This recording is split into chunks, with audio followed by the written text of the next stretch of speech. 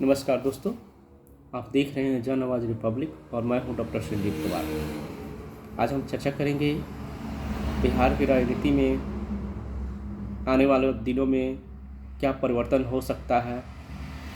एक नई पार्टी आई है बिहार में, जन स्वराज पार्टी।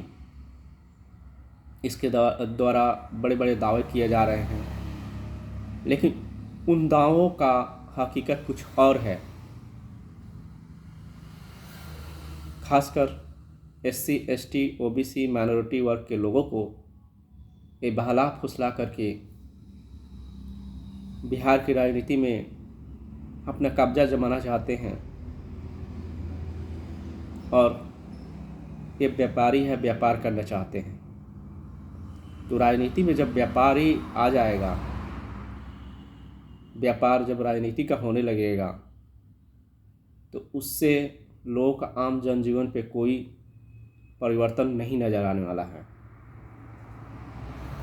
क्योंकि ये बड़े बड़े दावे करते हैं, बड़े बड़े दावे करके बिहार में परिवर्तन की बात करते हैं, लेकिन परिवर्तन इनके द्वारा तो संभव नहीं दिख रहा है। क्योंकि एक व्यापारी कभी परिवर्तन कर ही नहीं सकता है। 2-4 विधायक जिता लेंगे,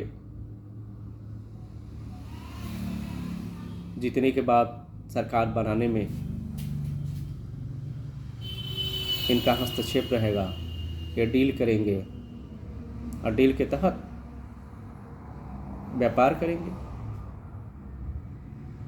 SC ST OBC वर्ग के लोगों को लगता है कि प्रशांत किशोर बिहार की राजनीति में परिवर्तन ला सकते हैं, उनका जनजीवन सुधार सकते हैं, शिक्षा का स्तर अच्छा कर सकते हैं, पलायन रोक सकते हैं, इंडस्ट्री ला सकते हैं। तो ये सोचने वाली और समय है, क्योंकि बिहार की राजनीति में जो ये खेल खेला जा रहा है पर्दे के पीछे, ये बीजेपी के बी टीम के द्वारा जो कार्य कर रहे हैं, तो इनका मुख्य एजेंडा क्या है? बिहार में बहुजनों की राजनीति समाप्त करना है और बिहार के लोगों को आश्वासन दे करके अपना व्यापार करना है। क्योंकि समाज सेवा की भावना इनके अंदर दिखती नहीं है। अभी जो उपचुनाव हो रहे हैं, उपचुनाव में इन्होंने जिनको प्रत्याशी बनाया है, उन प्रत्याशियों का कुछ खास प्रभाव समाज में दिखता नहीं है। और अगर इनकेस कोई चुनाव भी जीत जाता है तो उनका कोई मोटो, कोई विजन समाज के लिए दिखता नहीं है। बिहार विधानसभा चुनाव जो 2025 में होंगे, उसके लिए एक उपचुनाव में प्रत्याशी जो उतारे हैं, एक उदाहरण पेश करेंगे कि हमारे इतने प्रत्याशी थे, इतने प्रत्याशी जीत गए या इतने वोट आ गए। तो उस आधार पे बिहार के जो विधानसभा चुनाव होंगे, उसमें बड़े बड़े दावे करेंगे और दावे करके बिहार के लोगों को बहलाएंगे, फुसलाएंगे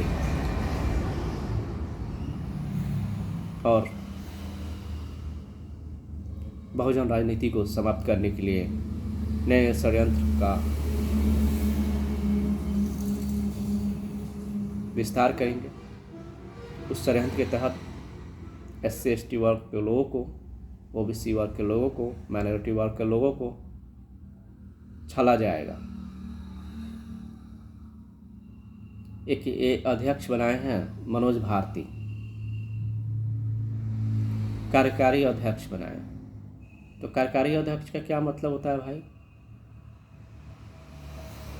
पूर्ण रूप से उनको अध्यक्ष क्यों नहीं बनाए? झुनझुना ये पेश कर दिए हैं नमूना जो बोलते हैं, एक नमूना पेश करते हैं, यही नमूना पेश किए हैं कार्यकारी अध्यक्ष बना करके।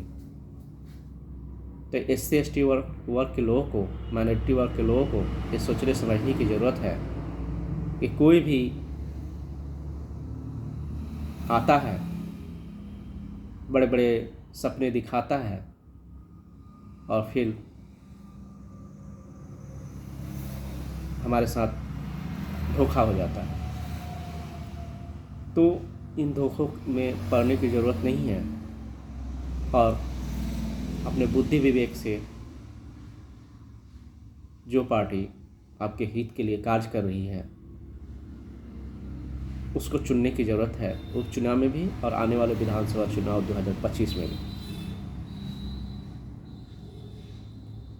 कोई भी बहुजन समाज की पार्टी जो लगता है कि आपके हित के लिए कार्य कर रही है उसको समर्थन दीजिए। उस समर्थन से आपका आवाज़ बुलंद होगा, ना कि प्रशांत किशोर के द्वारा जो गुलाम मानसिकता के लोग होंगे जो प्रशांत किशोर की गुलामी करेंगे वो आपकी हक अधिकार की बात करेंगे। ऐसा कभी संभव नहीं होगा। तो ये सोचने समझने का वक्त है।